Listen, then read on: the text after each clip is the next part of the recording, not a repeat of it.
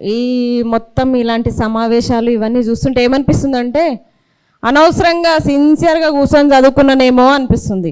అనవసరంగా రెగ్యులర్గా కాలేజీకి పోయి అనవసరంగా ఈరోజు నష్టపోతున్నానేమో అనిపిస్తుంది. 2023లో నేను జేఎల్ ఎగ్జామ్ రాసిన తర్వాత వెరిఫికేషన్కి వెళ్ళినాం.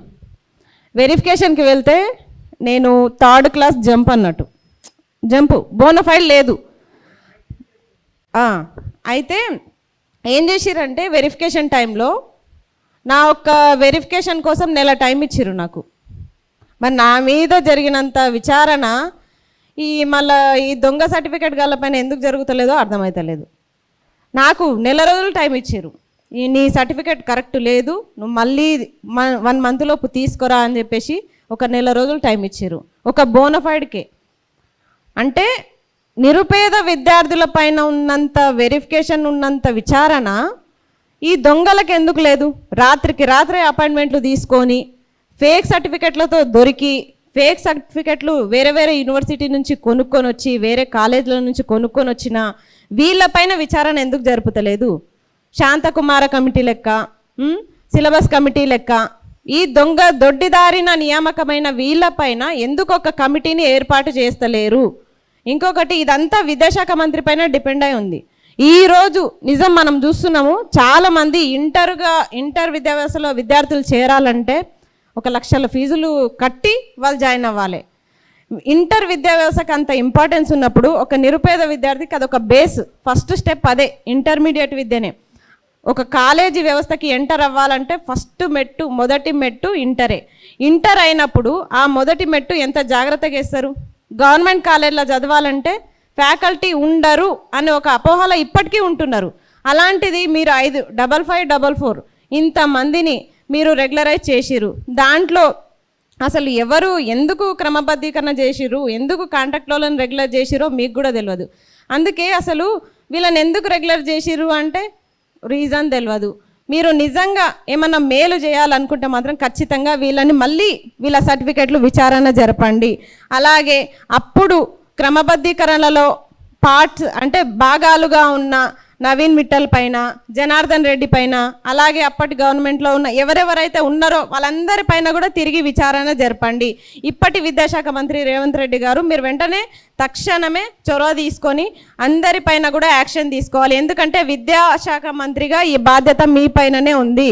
చాలామంది దొడ్డిదారిన చాలామంది ఫేక్ సర్టిఫికెట్లతో వాళ్ళు ఉద్యోగాలు సంపాదించుకున్నారు. వాళ్ళు ఉద్యోగాలు సంపాదించుకోవడం వల్లనే కదా ఈరోజు మాకు మొత్తం నిరుద్యోగులకి 2 లక్షల ఉద్యోగాలు 0 పోస్టులతోనూ నోటిఫికేషన్లు వస్తున్నాయి.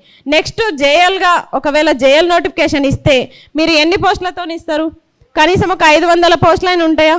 డిగ్రీ లెక్చరర్ ఇప్పటికీ 14 సంవత్సరాలు అవుతున్న నోటిఫికేషన్ లేదు. ఇట్లా మొత్తం మీరు కాంట్రాక్ట్ వాళ్ళకే రెగ్యులరైజ్ చేస్తూ ఉండిపోతూ ఉంటే మాకు కూడా అనిపిస్తుంది ఆ సేవ ఏదో మేము కూడా చేస్తాం, మేము వెరిఫికేషన్లకు వస్తాం, ఆ ఉద్యోగాలు మాకు కూడా ఇవ్వండి.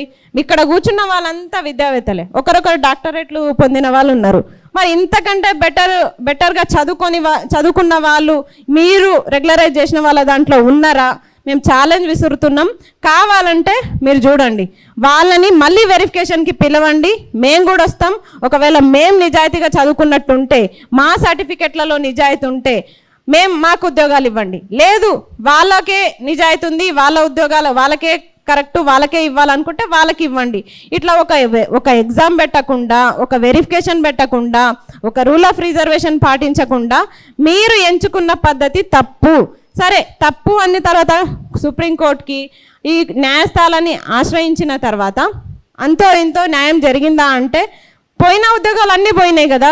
5,000 పోస్టులకి పైగా మొత్తం ఉద్యోగాలు పోయిన తర్వాత ఇంకా ఉద్యోగాలు ఎక్కడుంటాయి? మనకి నోటిఫికేషన్లు ఎక్కడుంటాయి?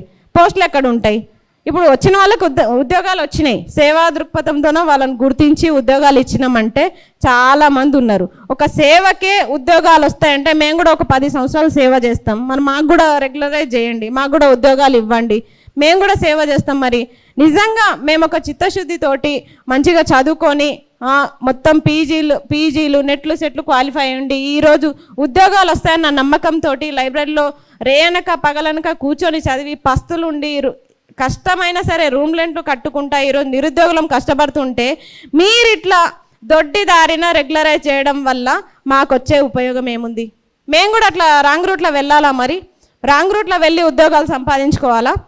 అయినా సరే విద్యాశాఖ మంత్రికి విద్య పైన నిజంగా చిత్తశుద్ధి ఉంటే వెంటనే ఈ క్రమబద్ధీకరణ పైన విచారణ జరపండి. ఖచ్చితంగా అప్పటి జనార్దన్ రెడ్డి పైన, నవీన్ మిట్టల్ పైన, అలాగే ఇదంతా ప్రాసెస్ ఎట్లా జరిగిందో ఫేక్ సర్టిఫికెట్ల పైన కూడా మీరు తక్షణమే విచారణ జరపాలి. లేని పక్షంలో నిరుద్యోగ చేసి ఉస్మానియా యూనివర్సిటీ తరపున ఎంత పోరాటానికైనా సిద్ధంగా ఉంటాం. ఎందుకంటే ఈ 5,000 పోస్టులు అంటే 5,000 మంది జీవితాలు. అసలు ఏమాత్రం చదువు రానోళ్ళు కూడా ఈరోజు పోయి అక్కడ బోర్డు దగ్గర నిలబడి అరకొర చదువులు చెప్పుకుంటా విద్యార్థుల జీవితాలను ఆగం చేస్తున్నారు. అలా అందరిని అనట్లేదు, కొంతమంది ఉన్నారు. అంతమందికి అయితే ఖచ్చితంగా మీకు ఉద్యోగాలకి మీరు అనర్హులు.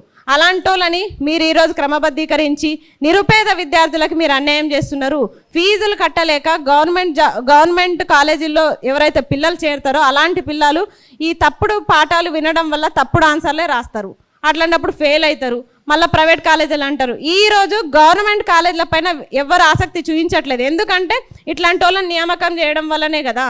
మీరు ఇట్లాంటి వాళ్ళని రెగ్యులరైజ్ చేయడం వల్ల ఏమవుతుందంటే కొంచెం నాలెడ్జ్ ఉన్న పేరెంట్స్ అయితే డైరెక్ట్ చెప్పేస్తారు, వద్దు దాంట్లో అప్పుడు ఫ్యాకల్టీ సరిగ్గా లేదు ఆ కాలేజ్లో, నువ్వు ప్రైవేట్ కాలేజ్కే వెళ్ళు అంటారు. 1,50,000 60,000 కట్టి ఈరోజు ఇంటర్ కాలేజీలు ప్రైవేట్ కాలేజ్లో జాయిన్ అవుతున్నారంటే అక్కడ వైఫల్యం ఎవరిది? ప్రభుత్వాలదే. అది వాళ్ళు చేసిరా మీరు చేసిరా మాకు సంబంధం లేదు. మీరైతే ఖచ్చితంగా తక్షణమే వీటిపైన చర్యలు తీసుకోవాలని చెప్పేసి విద్యాశాఖ మంత్రికి మేము విన్నపం చేసుకుంటున్నాం.